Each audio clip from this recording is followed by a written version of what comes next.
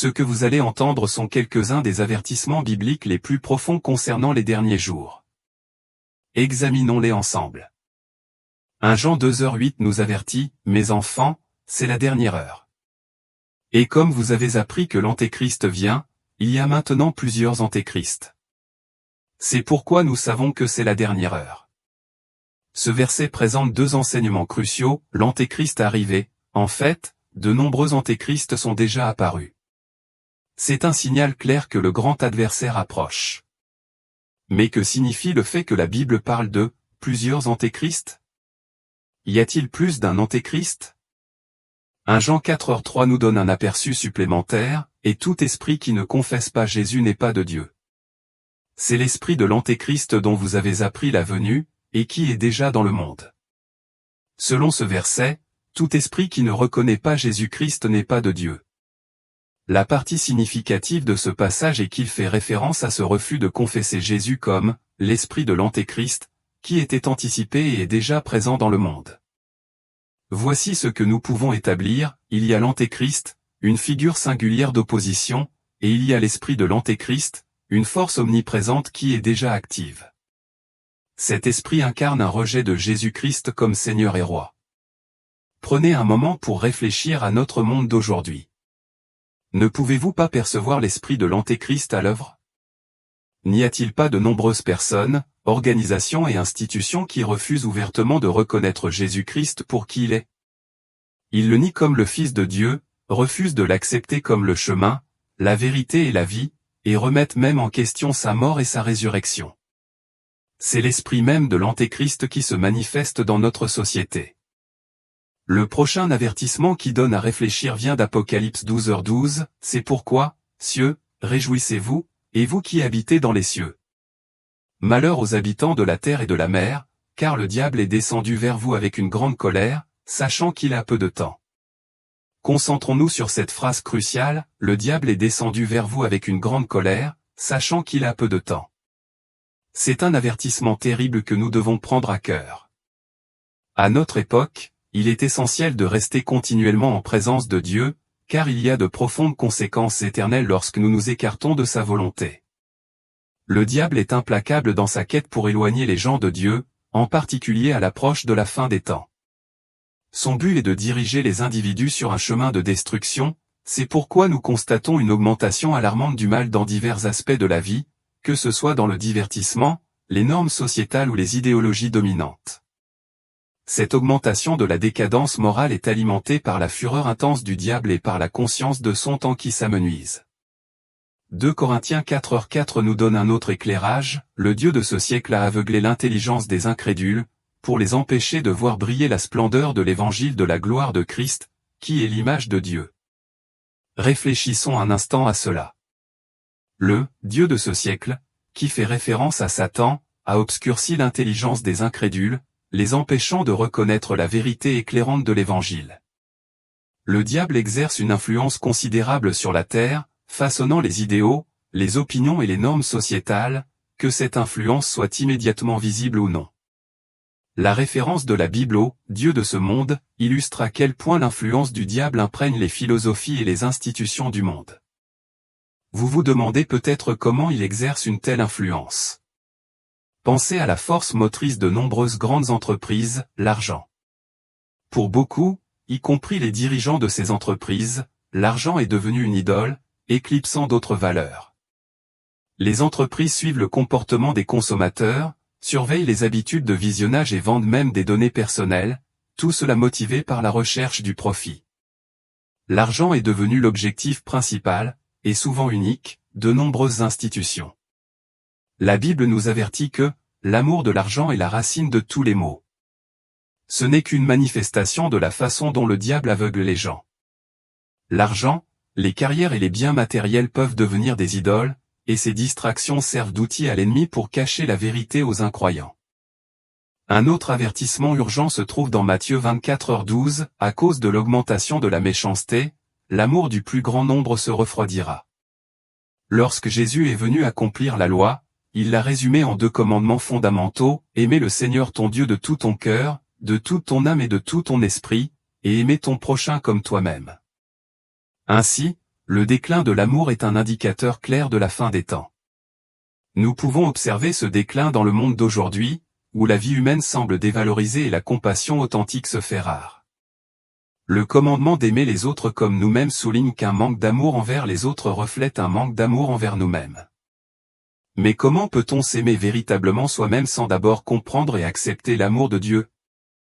De plus, Éphésiens 5, 15-16 nous conseille, prenez donc garde à votre conduite, non comme des insensés, mais comme des sages, rachetant le temps, car les jours sont mauvais. Que signifie que les jours sont mauvais? La réponse devient évidente lorsque nous examinons l'état du monde. Le diable sape sans relâche le cœur de notre existence et de notre avenir. Il emploie des tactiques subtiles pour voler notre temps, occuper notre esprit et obscurcir la vérité de notre perception. Les gens se retrouvent de plus en plus occupés à s'engager avec Dieu, trop préoccupés par la course à l'argent, l'accumulation de biens et la poursuite d'ambitions personnelles pour consacrer du temps à l'étude de la Bible ou à la prière. Cette préoccupation est un outil de désensibilisation au mal croissant qui nous entoure. Considérez l'expression « la vie est un voyage ». Elle décrit également parfaitement notre marche chrétienne. Comme le dit 2 Timothée 4.7, « J'ai combattu le bon combat, j'ai achevé la course, j'ai gardé la foi ». Ce passage suggère que la vie chrétienne est en effet un voyage avec des défis et des étapes importantes. La question cruciale est, comment vous assurez-vous que vous êtes sur le bon chemin dans ce voyage de la foi? Ce n'est pas une réponse simple. Jésus nous avertit dans Matthieu 7.22-23, « Plusieurs me diront en ce jour-là, Seigneur, Seigneur, n'avons-nous pas prophétisé par ton nom? N'avons-nous pas chassé des démons par ton nom? N'avons-nous pas fait beaucoup de miracles par ton nom? Alors je leur dirai ouvertement, je ne vous ai jamais connus. Éloignez-vous de moi, vous qui faites le mal. » Cela implique que beaucoup de gens croient à tort être sur le bon chemin alors qu'ils en sont, en fait, loin. Alors, une fois de plus, comment pouvez-vous être sûr d'être sur la bonne voie dans votre relation avec Jésus-Christ? La réalité troublante est que beaucoup de gens ne parviennent pas à reconnaître les signes qui indiquent qu'ils s'écartent du droit chemin. Laissez-moi vous aider à identifier certains de ces signes avant-coureurs. Un indicateur significatif se trouve dans Romains 1h24, c'est pourquoi Dieu les a livrés à l'impureté selon les convoitises de leur cœur, en sorte qu'ils déshonorent eux-mêmes leur propre corps. Dans ce contexte, la société était imprégnée d'hédonisme, les gens étant uniquement motivés par l'indulgence envers eux-mêmes et le manque de maîtrise de soi. La Bible nous dit que Dieu leur a permis de suivre les désirs corrompus de leur cœur, les conduisant à l'impureté. Ceci est un avertissement sévère, si vous vous surprenez à pécher sans conviction, sans lutte, sans remords ou culpabilité, c'est un signe clair que vous êtes sur un chemin dangereux qui mène à la séparation éternelle d'avec Dieu. Soyez vigilants, car la main restrictive de Dieu peut être retirée, donnant ainsi libre cours à vos désirs pécheurs. Proverbe 8h20 nous conseille, « Je marche dans la voie de la justice, dans les sentiers de la droiture. » Cela souligne que tout chemin qui s'écarte de la justice, des enseignements de la parole de Dieu, est périlleux. Assurez-vous que votre chemin est en accord avec les enseignements de Jésus-Christ. Le chemin que vous choisissez doit refléter la volonté de Dieu. Selon Galates 5, 22-23, tout chemin qui ne produit pas les fruits de l'esprit n'est pas le bon. La Bible décrit le fruit de l'esprit comme l'amour, la joie, la paix, la patience, la bonté, la bénignité, la fidélité, la douceur, la maîtrise de soi. Il n'y a pas de loi contre ces choses. Si votre vie ne présente pas ces qualités, vous êtes probablement sur un chemin erroné. Rappelez-vous cette vérité cruciale, la voie de l'homme mène finalement au désespoir, tandis que la voie de Dieu mène à la vie éternelle. Le chemin de Dieu vous mènera à une destination où il essuiera toute larme de vos yeux, où la mort, le deuil, les pleurs et la douleur n'existeront plus. En revanche, le chemin de l'homme mène à la destruction. La voie de l'homme n'est pas bénéfique pour votre âme, mais la voie de Dieu vous promet des trésors au ciel et la vie éternelle. Soyez donc vigilants. Dans quelle direction allez-vous? Face à l'incertitude, quelles mesures prenez-vous? Étant donné l'état actuel des événements mondiaux, cette question est cruciale pour chaque croyant. Bien que nos circonstances individuelles puissent différer, chacun rencontre une certaine forme d'incertitude. Pour certains, c'est l'instabilité des affaires internationales qui suscite des inquiétudes. La Bible prédit des guerres et des rumeurs de guerre, et le fait d'être témoin de ces prophéties peut nous amener à chercher à comprendre. Vous pourriez vous demander, quel impact ces événements auront-ils sur mon pays? Comment affecteront-ils le monde en général? Cela conduit naturellement à un sentiment d'incertitude. Pour d'autres, le défi se manifeste par une instabilité économique, qu'il s'agisse de finances personnelles ou des conditions économiques plus larges de leur nation. De plus, dans les régions où les chrétiens sont persécutés en raison de leur foi, l'incertitude peut tourner autour de la souffrance et de la question « Combien de temps encore dois-je endurer, Seigneur ?» En ces temps tumultueux, où les prophéties bibliques semblent prendre vie, je crois que la Bible nous offre 5 commandements essentiels pour surmonter efficacement ces défis. Le premier d'entre eux est de rester vigilant car le retour du Christ est imminent. Comme l'enseigne Matthieu 24h42, veillez donc, car vous ne savez pas quel jour votre Seigneur viendra. En ces temps d'incertitude et de peur, lorsque nous assistons au déroulement des prophéties bibliques, l'escalade des conflits mondiaux, des épidémies et un froid croissant de l'amour, il devient impératif de rester vigilant. Le moment précis du retour du Seigneur nous est inconnu, et nous n'avons peut-être pas toutes les réponses ou un guide clair pour chaque situation troublante. Néanmoins, notre attention ultime doit rester fermement concentrée sur Jésus-Christ. Si vous fixez votre regard sur le chaos du monde, vous vous retrouverez accablé d'inquiétude et d'anxiété. Cependant, en vous concentrant sur Jésus, vous percevrez les troubles du monde mais trouverez la paix dans votre cœur. Le deuxième commandement est de veiller et de prier pour ne pas tomber dans la tentation. Matthieu 26, 41 nous conseille, veillez et priez pour ne pas tomber dans la tentation. L'esprit est disposé, mais la chair est faible. Nous sommes exhortés à être vigilants et à prier pour résister à la tentation. Bien que beaucoup pensent à la tentation en termes sexuels, elle se manifeste sous diverses formes. Les gens peuvent être tentés de mentir, de voler, de s'enivrer ou de colporter des ragots. Plus important encore, en ces temps trompeurs, il existe une tentation de suivre un évangile qui ne fait que plaire aux oreilles plutôt que de conduire à une véritable repentance.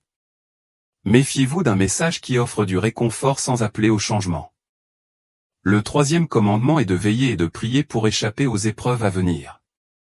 Luc 21h36 déclare, « Veillez donc et priez en tout temps, afin que vous ayez la force d'échapper à toutes ces choses qui arriveront, et de paraître debout devant le Fils de l'homme. » Jésus a adressé ces paroles à ses disciples pour les avertir des tribulations à venir. Alors que nous approchons de la fin des temps, ceux qui sont jugés dignes d'échapper à la colère de Dieu sont ceux qui ont placé leur confiance en Jésus-Christ. Cela est possible grâce à une vigilance et une prière constante. En substance, Jésus nous demande de rester concentrés sur lui. Le quatrième commandement pour les croyants en ces temps est d'être sérieux et disciplinés dans la prière. Comme le déclare 1 Pierre 4h7, la fin de toute chose est proche, veillez donc et soyez sobres, afin de prier. Ici, sobre signifie sérieux et lucide. En tant que croyants, nous sommes appelés à vivre en réfléchissant soigneusement à nos choix, ce qui affecte directement notre capacité à penser et à prier efficacement. La maîtrise de soi est essentielle pour maintenir une prière sincère et significative. Les paroles de Pierre sont particulièrement poignantes pour ceux qui souffrent pour le Christ. Il offre à la fois un avertissement et une assurance, c'est presque fini. La fin de toute chose est proche. Ce message résonne profondément aujourd'hui. Le cinquième et dernier commandement est de rester clair sur votre mission.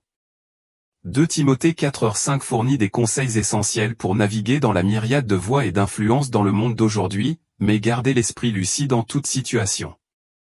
N'ayez pas peur de souffrir pour le Seigneur. Travaillez à annoncer la bonne nouvelle aux autres et accomplissez pleinement le ministère que Dieu vous a confié. Le monde est rempli d'une cacophonie de voix, certaines divines et d'autres trompeuses. Ces voix peuvent dérouter et polluer votre esprit, conduisant à la peur et à l'incertitude. Pourtant, la parole de Dieu nous exhorte à garder l'esprit lucide dans chaque situation. En nous concentrant sur le Christ et en consacrant nos efforts à sa gloire, nous pouvons rester ancrés et fidèles à notre mission. Alors que les gens se posent de plus en plus de questions telles que « Vivons-nous les derniers jours ? Est-ce la fin ? je voudrais vous offrir un mot d'encouragement. Au lieu de vous concentrer sur chaque événement qui se déroule dans le monde, je vous exhorte à vous assurer que votre relation personnelle avec Jésus-Christ est sûre.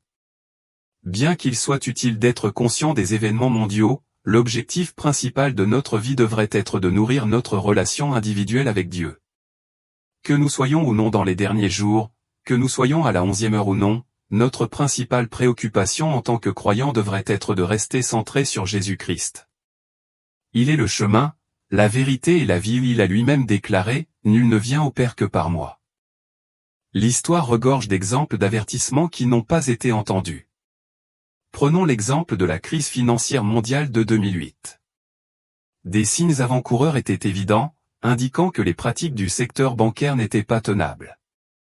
Des prêts étaient accordés à des personnes qui ne pouvaient clairement pas les rembourser, ce qui a finalement conduit à un effondrement économique dévastateur.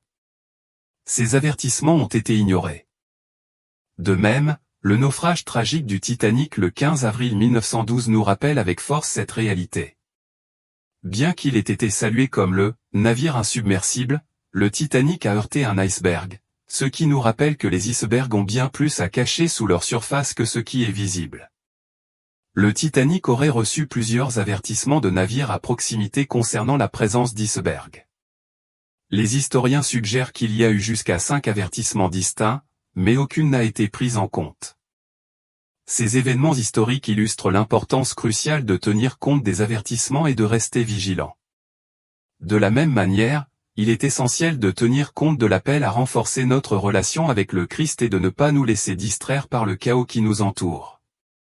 Ces événements historiques mettent en lumière une vérité cruciale, les avertissements sont omniprésents dans tous les aspects de la vie, mais ils sont souvent ignorés. Qu'il s'agisse d'un avertissement concernant la santé, le comportement au travail ou la sécurité routière, la réalité est que les avertissements sont destinés à nous guider vers de meilleurs résultats. Aujourd'hui, je souhaite aborder 5 avertissements critiques de la Bible que beaucoup d'entre nous peuvent négliger, mais qui ont une signification profonde. Le premier avertissement est à la fois percutant et inconfortable, mais c'est une réalité que nous ne pouvons pas nous permettre d'ignorer. Hébreux 9h27 déclare, « Or, comme il est réservé aux hommes de mourir une seule fois, après quoi vient le jugement. » Ce verset souligne que chacun de nous fait face à 2 rendez-vous inévitables, la mort et le jugement. Nous nous tiendrons tous devant le Seigneur et rendrons compte de notre vie. Matthieu 12h36 renforce cela en disant, « Je vous le dis, au jour du jugement, les hommes rendront compte de toute parole vaine qu'ils auront proférée. » Malgré notre réticence à y penser, la Bible est claire sur cette réalité, et il est essentiel que nous la prenions au sérieux. Un pasteur a dit un jour, « Tout le monde pense que l'éternité est encore loin, mais il suffit de rater quelques battements de cœur pour y arriver. » Cette perspective souligne la nature éphémère de la vie. La Bible nous le rappelle dans Jacques 4.14, « Or, vous ne savez pas ce qui arrivera demain, car qu'est-ce que votre vie? Elle est une vapeur qui paraît pour un peu de temps, et qui ensuite disparaît. » David a prié dans le psaume 90.12, « Enseigne-nous à compter nos jours, afin que nous acquérions un cœur sage. » À la lumière de cette vérité qui donne à réfléchir, nous nous rappelons la valeur du temps. Il est éphémère, et nous n'avons qu'aujourd'hui. Hier est passé, et demain est incertain. Par conséquent, il n'y a pas de meilleur moment que maintenant pour se réconcilier avec Dieu et accepter Jésus-Christ comme votre Seigneur et Sauveur. Le deuxième avertissement que je souhaite souligner est ce que j'appelle la porte d'entrée. Chacun de nous a un domaine critique qu'il doit protéger avec vigilance, notre cœur. Proverbe 4h23 nous conseille, « Garde ton cœur plus que toute autre chose, car de lui découlent toutes tes œuvres. » Cette directive souligne l'importance de protéger ton cœur, car il est la source de tes actions et de tes décisions. L'ennemi cherche à attaquer et à infiltrer ton cœur, détournant ton attention de Dieu et te dirigeant vers des distractions qui t'égarent. David, dans le psaume 141, 4, prie, « Que mon cœur ne se laisse pas entraîner vers le mal, et que je ne prenne part aux œuvres mauvaises avec ceux qui font le mal. Que je ne mange pas leurs mets délicats. » Cette prière révèle que le cœur est un champ de bataille où se livrent des conflits spirituels, où la lutte entre le bien et le mal, entre Dieu et les idoles terrestres, et la discipline de prier et de rester engagé envers la parole sont toutes contestées. Le troisième avertissement porte sur l'humilité. 1 Corinthiens 10h12 nous met en garde, si tu penses être fort, prends garde de ne pas tomber. La Bible amplifiée développe ce point en disant, c'est pourquoi, que celui qui se croit solide, immunisé contre la tentation, étant trop sûr de lui et pharisaïque, prenne garde de tomber dans le péché et la condamnation. Ce verset nous rappelle brutalement que nos moments de plus grande force ou de réalisation perçue peuvent être les plus périlleux. Lorsque vous vous surprenez à vous prélasser dans vos propres réalisations ou talents, vous pouvez inconsciemment croire que vous n'avez plus besoin de Dieu. C'est un état d'esprit dangereux car, comme le prévient la Bible, l'orgueil précède la chute. L'ennemi est opportuniste, lorsque vous êtes élevé et distrait par vos propres succès, il est prêt à exploiter cette vulnérabilité. Ainsi, l'avertissement de « faire attention à ne pas tomber » est essentiellement un appel à rester vigilant et humble, à éviter de se laisser influencer par des émotions passagères et à rester constamment sur ses gardes contre l'orgueil et l'excès de confiance. Le quatrième avertissement que je souhaite aborder est ce que j'appelle « le petit destructeur ». La langue est un outil incroyablement puissant, et l'impact de nos paroles ne peut être sous-estimé. Proverbe 6h2 nous avertit, « Tu es pris au piège par les paroles de ta bouche, tu es pris par les paroles de ta bouche ».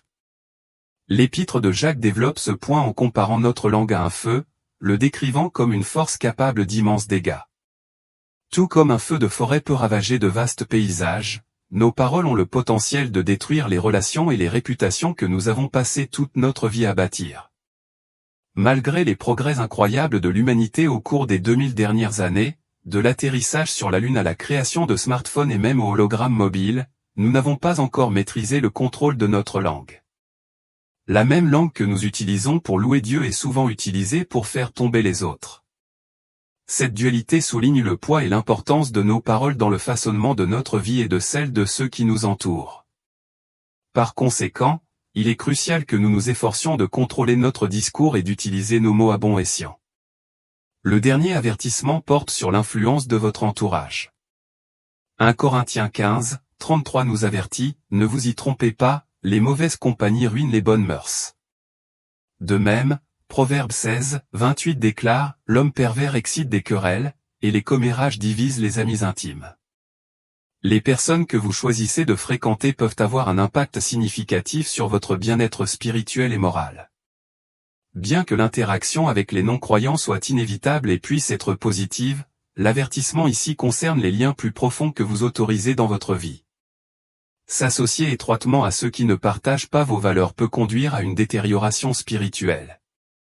Les mauvaises compagnies ont le pouvoir de corrompre le bon caractère, d'encourager les conflits et de propager la division par les commérages. Ainsi, il est essentiel de faire preuve de discernement quant à ceux que vous autorisez à influencer et à entrer dans votre cercle intime, en vous assurant que vos relations les plus proches soutiennent et renforcent votre cheminement spirituel. Vous avez été mis en garde contre les personnes que vous fréquentez et la façon dont elles peuvent influencer votre vie. Peu importe à quel point vous pensez être vertueux, entretenir la compagnie de ceux qui vivent dans le péché peut conduire à votre propre corruption. La Bible le dit clairement dans Actes 17, 30-31, où il est écrit, « Dieu, autrefois sans tenir compte de ces choses d'ignorance, annonce maintenant à tous les hommes, en tout lieu, qu'ils aient à se repentir. Car il a fixé un jour où il jugera le monde avec justice par l'homme qu'il a désigné, il en a donné une preuve à tous en le ressuscitant des morts. » Ici, Paul s'adresse à une assemblée de philosophes grecs érudits, parmi les intellectuels les plus estimés d'Athènes. Malgré leur connaissance et leur statut avancé, Paul souligne que chaque personne se tiendra finalement devant Dieu pour être jugée. Cette vérité est intemporelle et s'applique à nous aujourd'hui. Que vous soyez un érudit biblique renommé, un acteur célèbre, un grand-parent bien-aimé ou n'importe qui d'autre, la réalité reste la même, nous devrons tous faire face à Dieu et rendre compte de nos vies. Il est important de comprendre que ce jour-là, personne ne se tiendra à votre place. Vos parents ne pourront pas intercéder pour vous, et vous ne pourrez pas non plus rejeter la faute sur ceux qui vous ont fait du tort. Votre conjoint, vos enfants ou toute autre personne ne seront pas là pour porter une partie de votre fardeau. Chacun de nous devra faire face seul au jugement de Dieu, répondant uniquement de ses propres actions et décisions. Si vous ne vous repentez pas, vous serez responsable de vos propres péchés, et non de ceux de quelqu'un d'autre. Dieu, étant entièrement pur et sans péché, ne peut tolérer le péché en sa présence. Pourtant, nous avons une raison incroyable de nous réjouir parce que Dieu a prévu un moyen de salut. Il a envoyé Jésus pour agir en tant que notre représentant. Là où nous échouons à cause de notre nature pécheresse, Jésus se présente comme l'incarnation de la perfection. Il a vécu une vie sans péché et a enduré la punition qui nous était destinée. Sur la croix, il a porté le jugement auquel nous aurions à faire face au jour du jugement, satisfaisant la colère de Dieu en notre faveur. Imaginez-vous dans une salle d'audience, condamné pour des crimes graves. Vous présentez votre défense, mais le juge ne s'émousse pas et vous réalisez que votre cas est sans espoir. Le juge vous condamne à mort et, alors que l'huissier se prépare à vous escorter, un inconnu s'avance. Cet homme, qui est le père d'une de vos victimes, propose de prendre votre place. Bien qu'il ne soit pas impliqué dans le crime, il choisit de subir votre punition. Il est exécuté dans le couloir de la mort, ce qui vous permet de repartir libre. C'est un puissant parallèle avec ce que Jésus a fait pour nous. Il a volontairement pris notre place, en absorbant la punition que nous méritions, afin que nous puissions nous tenir devant Dieu au jour du jugement et être déclarés non coupables. Pour ceux qui, par la grâce et la foi, font confiance à Jésus, cet acte de substitution signifie qu'ils seront jugés comme justes. Réfléchissez à l'analogie avec le tribunal, que ressentiriez-vous en sortant en tant que personne libre alors que vous auriez dû être condamné ? Le sentiment de gratitude et de joie serait immense et votre vie serait profondément changée. De même, les chrétiens, ayant reconnu que Jésus a pris votre place, sont appelés à vivre une vie consacrée à lui. C'est pourquoi la repentance est essentielle. C'est une réponse de joie et de gratitude pour l'amour et le sacrifice de Jésus. Si vous ne ressentez pas la joie qui mène à la vraie repentance, c'est peut-être le signe que vous n'avez pas pleinement saisi la profondeur de l'amour de Dieu et l'ampleur de son pardon. Il ne s'agit pas de faire plus d'efforts ou de devenir meilleur, il s'agit de comprendre l'étendue incroyable de la grâce de Dieu et de laisser cette compréhension transformer votre cœur. Imaginez-vous debout devant Dieu le jour du jugement. Imaginez-vous seul, face au Tout-Puissant assis sur son trône, et il commence à énumérer vos péchés, votre culpabilité pour avoir menti, volé, nourri de la haine, commis l'adultère dans votre cœur, et bien plus encore. La liste est infinie. Quelle défense pouvez-vous offrir ? Vous pouvez essayer de présenter un bilan de bonnes actions, mais celles-ci ne peuvent pas effacer le poids de vos péchés. Vous pourriez souhaiter faire appel à un parent, à un ami ou même à votre assiduité à l'église pour plaider votre cause, mais à ce moment-là, la seule personne présente, c'est vous, face à Dieu seul. Le seul chemin vers le salut est d'accepter Jésus-Christ comme votre Seigneur et Sauveur pendant que vous avez encore du souffle. Seul son précieux sang a le pouvoir de vous purifier de vos péchés. Considérez ceci, une fois que vous saisissez vraiment la profondeur du sacrifice de Jésus sur la croix, il transforme votre vie en une vie de repentance authentique. La Bible décrit le péché comme un plaisir trompeur, suggérant que son attrait peut sembler gratifiant. Satan, se faisant passer pour un ange de lumière, rend le péché attrayant. Pourtant, le péché est finalement destructeur et corrupteur. David a prié pour que Dieu l'aide à résister au péché, et de même, l'apôtre Jacques conseille, résistez au diable, et il fuira loin de vous. En d'autres termes, rejeter constamment la tentation la fera reculer. Le péché commence souvent dans l'esprit, et c'est précisément là que nous devons affirmer notre résistance. Priez pour que Dieu vous accorde la grâce de rejeter les tentations qui vous promettent une fausse satisfaction. L'apôtre Paul fait écho à ce sentiment dans sa lettre à Timothée. Dans 2 Timothée 2, 21-22, il écrit, « C'est pourquoi, si quelqu'un se purifie des choses déshonorantes, il sera un vase d'honneur, consacré, utile au maître de la maison, prêt pour toute bonne œuvre.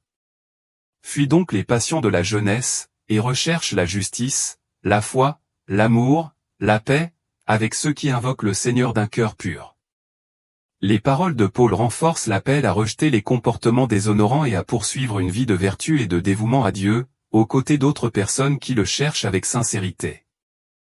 Je vous encourage à marcher en étroite collaboration avec Dieu et à choisir judicieusement vos amis. Évitez même les plus petits pas vers le péché et rejetez fermement les tentatives du diable de vous attirer avec ses plaisirs éphémères. En tant que chrétiens, nous sommes constamment confrontés à des choix entre le péché et la sainteté, la justice et les désirs égoïstes, l'orgueil et l'humilité, et la route large contre le chemin étroit. Souvenez-vous que le Seigneur est incroyablement miséricordieux et qu'il étend sa grâce à ceux qui se repentent. Aucun d'entre nous n'est parfait, nous sommes tous privés de la gloire de Dieu. Cependant, la marque d'un chrétien en croissance est la lutte intérieure contre le péché et la perte du plaisir dans les mauvaises actions. Cette lutte indique que votre foi est dynamique et que votre cœur est toujours réceptif à la vérité de Dieu. Si votre cœur était endurci ou spirituellement mort, le péché n'aurait aucun effet sur vous. Par conséquent, appuyez-vous sur la grâce de Dieu et puisez en lui la force de vaincre le péché.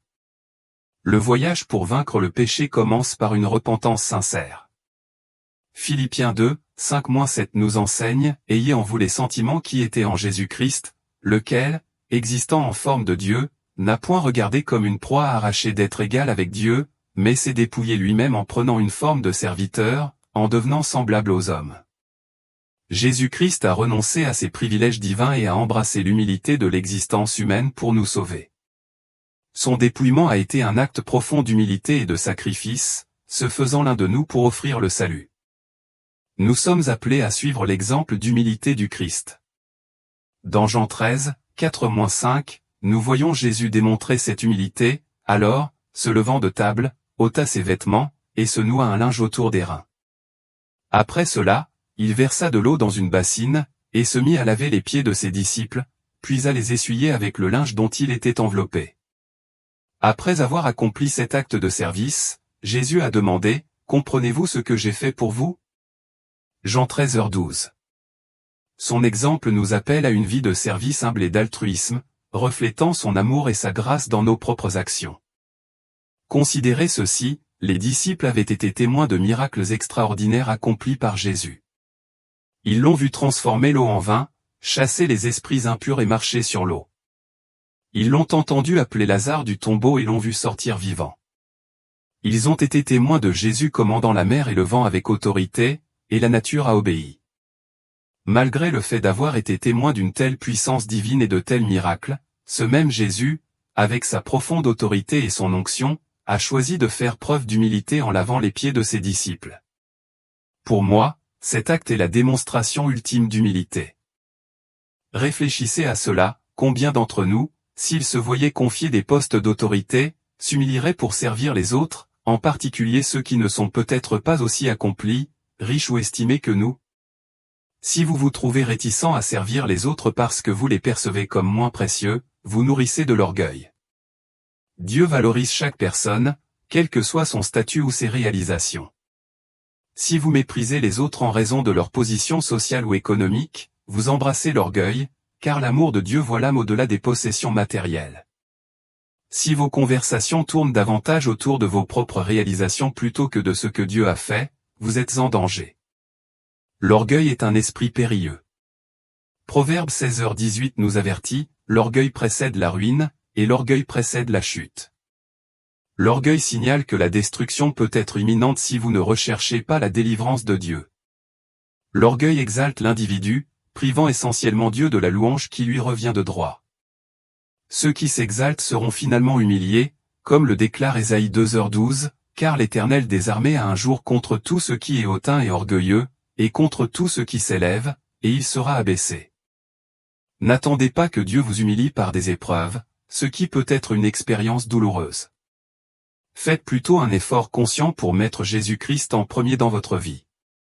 La véritable humilité biblique ne consiste pas à avoir une faible estime de soi ou à se considérer comme inférieur. Il s'agit de servir le royaume de Dieu et le corps du Christ. L'humilité biblique signifie donner la priorité à la volonté de Dieu plutôt qu'à vos propres désirs et vivre une vie consacrée à l'accomplissement de ses desseins.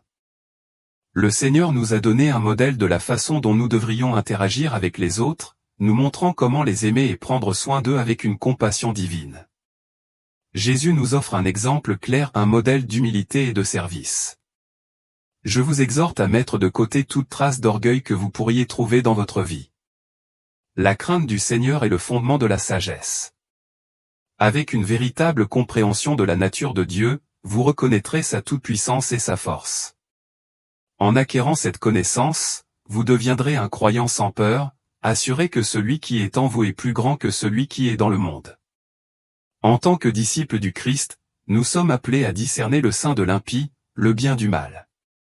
Prenez le temps de vous examiner. Philippiens 1h6 nous assure, « Je suis persuadé que celui qui a commencé en vous cette bonne œuvre la rendra parfaite pour le jour de Jésus-Christ. » La Bible amplifiée développe cette promesse, « Je suis persuadé et persuadé de ceci, celui qui a commencé en vous cette bonne œuvre la perfectionnera et l'achèvera jusqu'au jour de Jésus-Christ, faisant référence à son retour. » Réfléchissez à ce que la Bible entend par « cette même chose ». À quoi fait-elle exactement référence? Pourquoi devrions-nous y avoir confiance? Pourquoi, cette même chose, est-elle si cruciale qu'elle soit liée au début d'une bonne œuvre qui sera menée à son achèvement jusqu'au retour de Jésus? Je crois que, cette même chose, fait référence à votre salut. Lorsque vous acceptez Jésus-Christ dans votre cœur, vous ne vous libérez pas instantanément de vos imperfections humaines. Vous ne devenez pas parfait comme par magie, dépourvu de colère ou de frustration. Au contraire, le salut est un voyage. Vous devez travailler activement à votre croissance spirituelle en recherchant davantage Jésus-Christ, en vous immergeant dans sa parole, en cultivant une relation plus profonde avec lui et en vous soumettant à la direction du Saint-Esprit. Ce processus continu est essentiel à votre foi et à votre développement spirituel. À chacun de vous qui m'écoutez, permettez-moi de partager ce message important, votre prière doit être constante et sincère. Dès le moment où vous vous réveillez, avant de vous coucher, lorsque vous quittez votre maison et tout au long de vos activités quotidiennes, votre prière doit être « Seigneur, laisse-moi demeurer sous ton abri, ô Dieu très haut. Laisse-moi demeurer sous ton ombre, l'ombre du Dieu Tout-Puissant. » Notre prière doit rechercher la protection divine du Seigneur, un bouclier d'en haut qui nous protège dans tous les aspects de la vie. Réfléchissez à ce qui vous motive vraiment dans la vie. Qu'est-ce qui vous pousse à vous lever chaque matin avec un objectif? Bien que cela puisse être difficile à admettre, beaucoup d'entre nous sont motivés par le désir d'attention et de louange des autres, ou par la poursuite de l'argent. Cependant, la Bible nous enseigne qu'il existe une récompense bien plus grande que l'approbation des hommes ou les richesses de ce monde. La récompense ultime est l'approbation de Dieu. Il devrait être la force motrice derrière tout ce que nous faisons. Nos actions devraient être motivées par notre désir de l'honorer.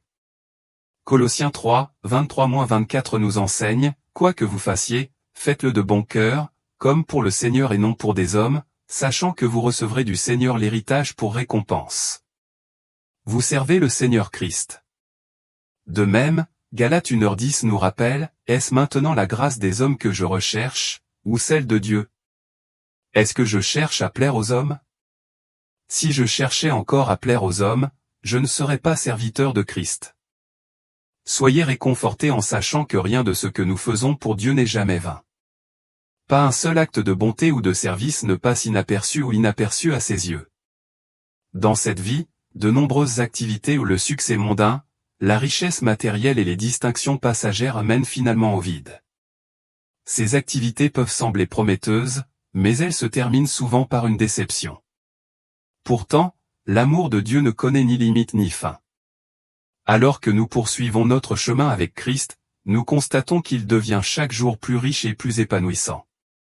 En Christ, il y a toujours plus à découvrir, et notre marche avec lui devient de plus en plus douce à mesure que nous nous rapprochons de lui. Dieu ne devrait pas être simplement une facette de notre vie réservée au dimanche matin, il devrait englober la totalité de notre existence. Il devrait être le centre de tout ce que nous faisons. Même dans les activités apparemment banales, comme manger et boire, nos actions peuvent l'honorer si elles sont faites avec un esprit de gratitude. Romains 12h1 nous enseigne, « Ne soyez pas paresseux dans votre zèle, soyez fervents d'esprit, servez le Seigneur. » Il est facile de devenir complaisant ou paresseux dans notre marche avec Christ. Cependant, lorsque nous nous arrêtons pour réfléchir au miracle profond de l'Évangile et à la profondeur infinie de l'amour de Dieu pour nous, il devient presque impossible de rester indifférent. Tout au long de l'histoire et à travers le monde, Dieu a activement sauvé et racheté des pécheurs comme nous. S'engager dans cette œuvre divine est la quête la plus épanouissante à laquelle nous puissions consacrer notre vie. Notre engagement envers Dieu devrait se refléter dans chaque aspect de notre vie, animé par une gratitude sincère et un désir de le servir de tout cœur.